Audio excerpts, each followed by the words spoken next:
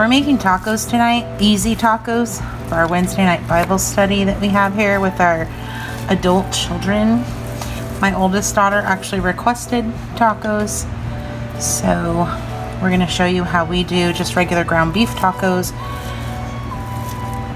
I mean, we'll eat tacos anyway, but regular ground beef tacos, super easy and inexpensive.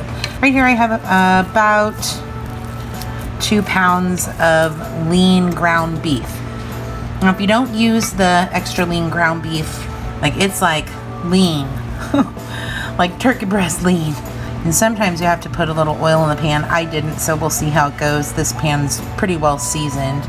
But if you don't have the extra lean ground beef to use, just make sure that you wait to season it or throw anything in there until after you've browned it and drained off the excess grease.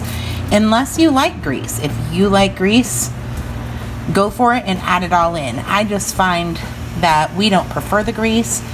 So if I season it and add ingredients before I cook it down, then I feel like I'm wasting my ingredients. So this is it, and I just have my little wooden spatula here.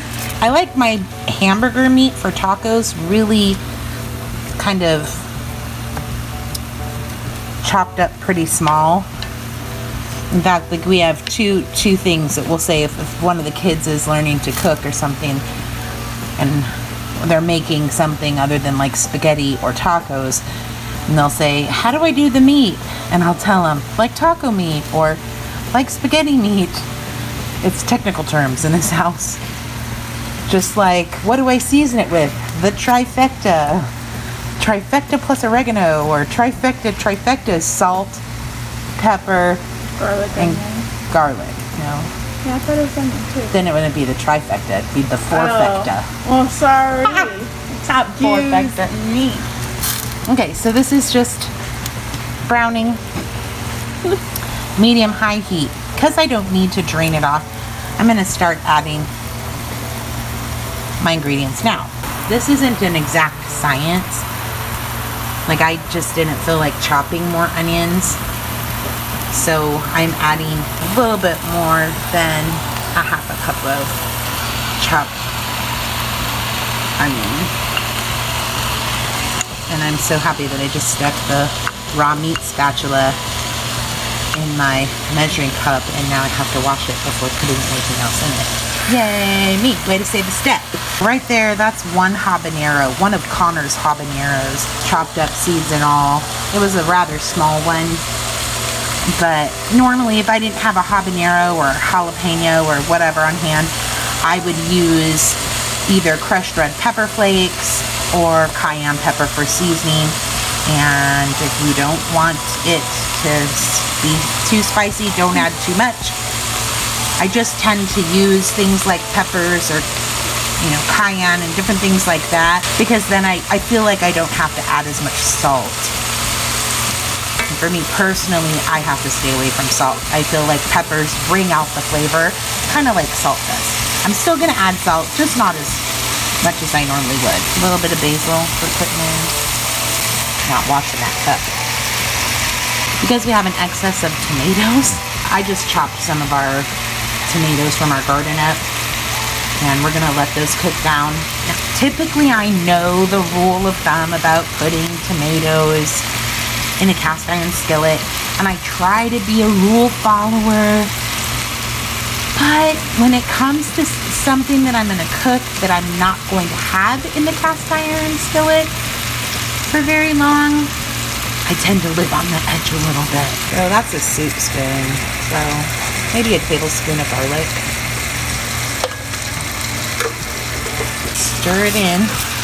Yep, I should have added a little bit of oil. Sticky. I'll get it up. I actually could have put the onions and such in first, and it would have caramelized them, but some days you just don't think ahead. Probably would have made them toasty, yummy goodness, but this will still be good. What are you I own a food processor, but I was trying to be quick. It's gotta cook. Yep, it's gotta cook. Are you doing your 50 subscriber special? No, this isn't a 50 subscriber special. This is a we need food for Bible study tonight special. So I'm making tacos. Here we go. Add some a little bit of black pepper there.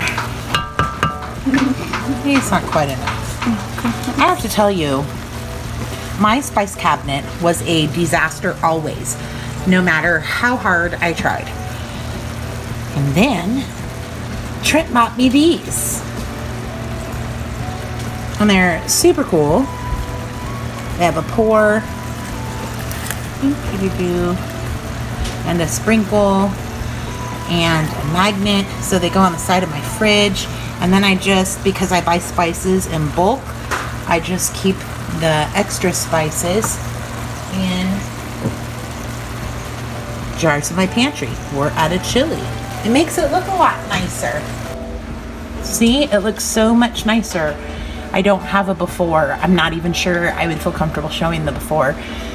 By the way, it is really Absolute vodka, but it's homemade vanilla extract is actually what it is. It's just a lot cheaper to make it that way. So yeah, there it is. Bye. Isn't that cute? We're going to put 2 teaspoons of pink Himalayan sea salt. I know it seems like 2 teaspoons of salt would be a lot, but pink Himalayan sea salt is a whole different story. And you know, I like to think I'm a pretty good cook, but when I started using that full time, like the only thing we buy iodized salt for now is for cleaning, but when I started using that full time, I really had to get used to cooking with it. Like, things were either overkill on the salt end or super bland. So it was an adjustment. All right, so we have about a teaspoon or 2 of black pepper and pink Himalayan sea salt. You could also add like green or red bell pepper to this, but we got some pickies coming over tonight, so I'm not gonna get too crazy.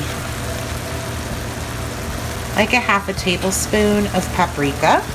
So here's the chili powder, and I like to get this in pretty soon. And I'm guessing the lid here holds about a tablespoon and a half. Like, we're pretty much, we're just going with 2 tablespoons because that's what we have.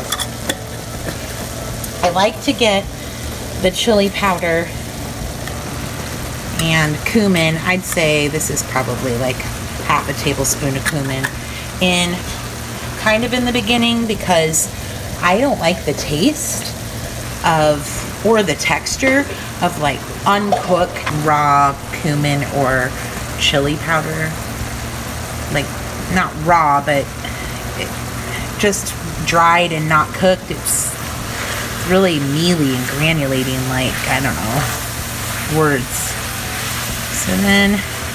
So as you can see, this is really lean meat. Like, there's really no grease in here. Only moisture is from the tomatoes and the onions, which is another reason why I decided to incorporate that into this recipe for our tacos, because the lean meat can tend to get dried out when it's cooked like this. So I figured that would help keep it yummy and moist. Yeah. I said the word, I know. And you said it like that. Moist. Nice and moist. Alright, so here's a little dried thyme from our garden. Some dried cilantro. We get a lot of cilantro around here, but it bolts in the summer, so we like cilantro. I tend to dry it, and we just use it throughout the year that way. I was always told that if you trim your cilantro, that it doesn't grow back, that it's like a one-time thing. This year, I actually trimmed my cilantro, and it kept growing back and kept growing back, and it didn't change. It was awesome until it bolted and said, "See you later, lady." So this is what this looks like. Sometimes I actually will add some tomato sauce to my taco meat, probably could have cut some onions a little smaller. So that's pretty much it, and that stuff is ready. Now, if you decide you want to put some tomato sauce in it and make it more of a saucy kind of taco meat, then you can. I would just suggest letting it cook down a bit. Kind of gives it a rich flavor, and maybe adding some chicken stock or something as well. One way you can see if your oil is ready, or if you've scratched your new stove and you haven't fixed it, whoops, is stick the end of a wooden utensil in it, and if it bubbles, the oil's ready. Yay, bubbling. Or you can just see, because I got distracted and it's smoking hot. So we've turned this way down. This is how we used to do our tacos. And I'm using a really small cast iron pan because I'm not gonna do all of them like this, and I don't wanna waste a bunch of oil. And so the smaller the pan, the less oil you have to use. Just make sure it's covered and lift it up, because otherwise it lies flat. My oil is like way too hot. But if you hold your tongs in there for a second, it gives you kind of a boat to fill it. And then you put it on. That's way hot. Like, what happened? This is how I put them on my paper towel to get the oil off. That way they don't collapse and you don't break your shell when you put your stuff inside. So, but we seriously need to turn this down. And I don't know how, oh, this right here. Okay, I think I've got it. So you go in with the tortilla, make sure it's covered both sides with oil, fold and hold.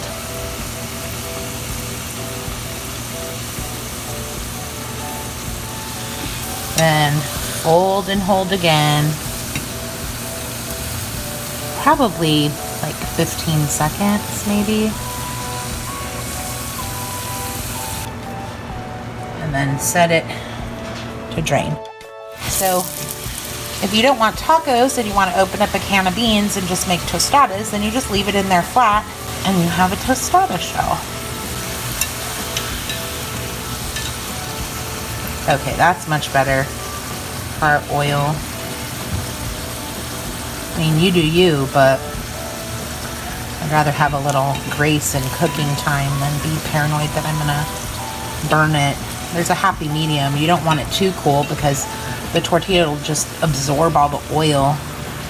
It pretty much defeats the purpose of using Pioneer fat-free ground chuck.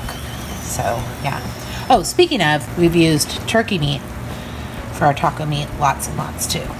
So if you want your shell to be extra crispy, you just cook it longer. That's it. So for the tostada shell, just use your tongs.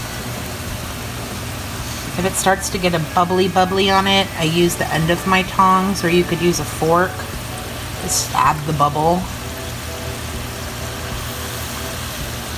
Like this.